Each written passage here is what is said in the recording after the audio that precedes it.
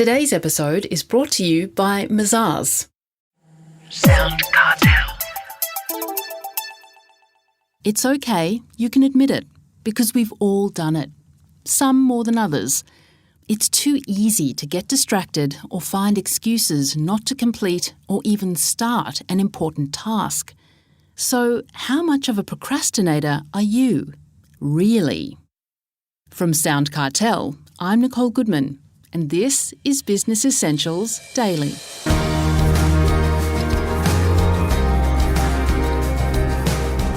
Yes, procrastination is a vice which can hold us in its grip for an excruciating period of time, if we let it. Dermot Crowley, author of Smart Work, How to Boost Your Productivity in 3 Easy Steps, has some simple planning strategies to help us fight against putting off important work. Dermot tells Chris Ashmore why we're all susceptible.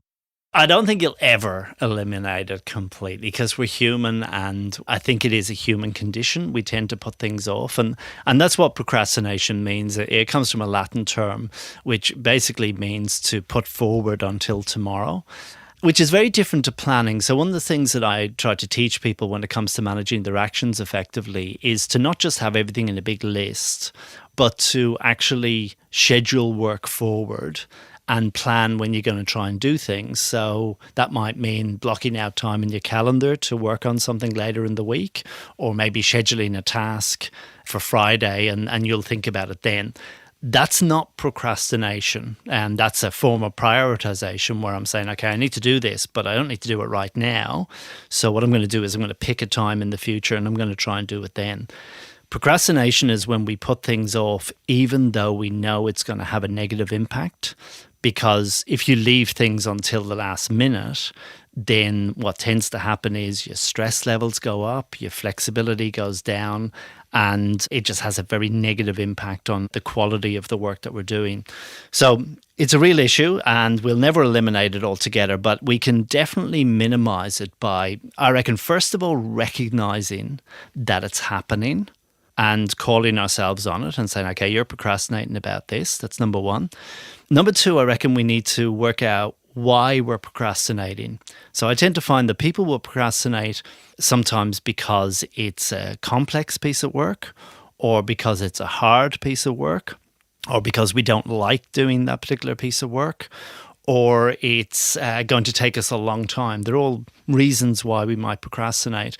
And I think that when you can work out why you're procrastinating, then you can start to solve the problem and do something about it.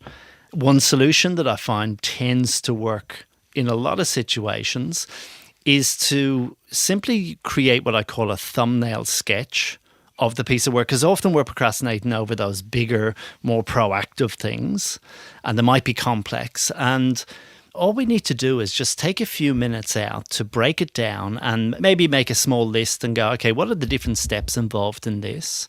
And by simply breaking it down and making it tangible, it makes it much easier to just start working on it and start on that first task and work our way through it.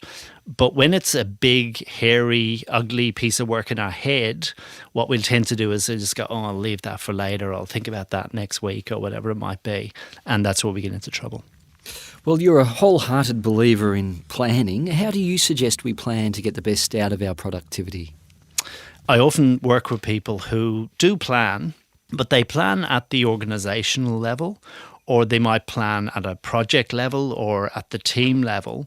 But most people don't take time out to plan at the personal level. And that for me is the connection between your outcomes and your actions. It's actually taking some time out in the day or in the week to make sure that you're working on the right work. So I guess there's 3 types of personal planning that I recommend, monthly, weekly and daily.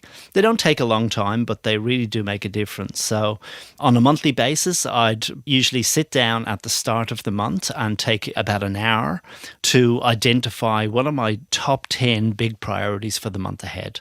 And these are usually not just tasks, they're projects or deliverables within a project that I want to really shift forward in the next month. And I find that doing that thinking then helps me to really make sure I'm doing the right work as we go through the month, because I'm going to get a whole lot of other stuff that comes at me through the month. But if I can hold that list firmly in my mind, then I'm probably going to create some space for that stuff. So for me, that 1 hour at the start of the month it's all about getting some perspective. On a weekly basis, I probably spend about 30 minutes planning my week. I usually do this on a Friday morning. I'll plan next week. And, I just take some time to really make sure that I'm organized for next week and that I'm prepared for my meetings. And I'm even looking several weeks ahead just to think about what's coming down the track at me. And then on a daily basis, I would spend usually just the first 10 minutes over a coffee in the morning putting a plan in place for the day. And that for me is all about focus. So I just want to make sure that I'm really clear about what do I want to get done today? What are my meetings for the day? And what are the 6 or the 8 things that are on my list that I want to make sure I get done today? So those 3 levels all work together to really create a connection between my outcomes and what I'm actually spending my time on. Despite all the plans that we do make, how do we keep focused on them when we're distracted throughout the day? Yeah, that's a big problem. There's a well-known quote by President Dwight Eisenhower talking about his time in the American Army. He said that going into battle, plans were a complete waste of time, but the time spent planning was invaluable. And what he meant by that was the minute the first bullet was fired in a battle, your plans go out the window. But having spent the time planning for the battle, it allowed him to make better decisions in the heat of battle. And I believe the same is true of putting a plan in place. It's not going to survive the first hour of your day. You can guarantee that something's going to come in that will derail your plan, or at least try to derail your plan. And a lot of people would say to me, well, what's the point in putting a plan in place? Because it's just going to be out the window by 9 o'clock. But for me, the point is a plan is a starting point. It's what you would like to get done today or this week. And it will change, but you need to be okay with that change. But by having the plan in place, what it allows you to do is to measure other incoming interruptions or other incoming work against the plan and ask yourself the question, is this more important than what I was planning to get done? And that forces you to, I suppose, make better decisions about how you're spending your time. I reckon if you don't have a plan in place, what tends to happen is you just tend to react to whatever comes your way, whatever seems urgent. And that's a real trap that people fall into. So another very practical thing that you could do if you want to just keep focused is turn off your email alerts, because that has become enemy number one when it comes to focus. We've got email alerts on our computer, on our phone, and every time we get an email, it goes bing, or we get a visual alert, and we get sucked into just reacting to email all day long.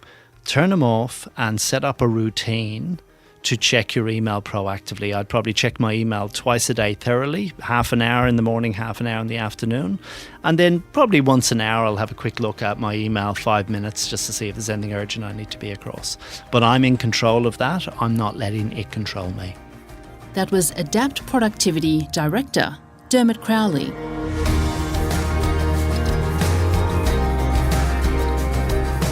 Business Essentials Daily is a SoundCartel podcast. Executive producer is Heather Dawson. Producers are Nick Schilberger, Chris Ashmore, and myself. Technical production by Pete Letts and Belinda Trimboli. I'm Nicole Goodman. Thanks for listening. We'll bring you more Be Daily next week. SoundCartel. This episode was brought to you by Mazars. To find out more, visit mazars.com.au. That's mazars.com.au.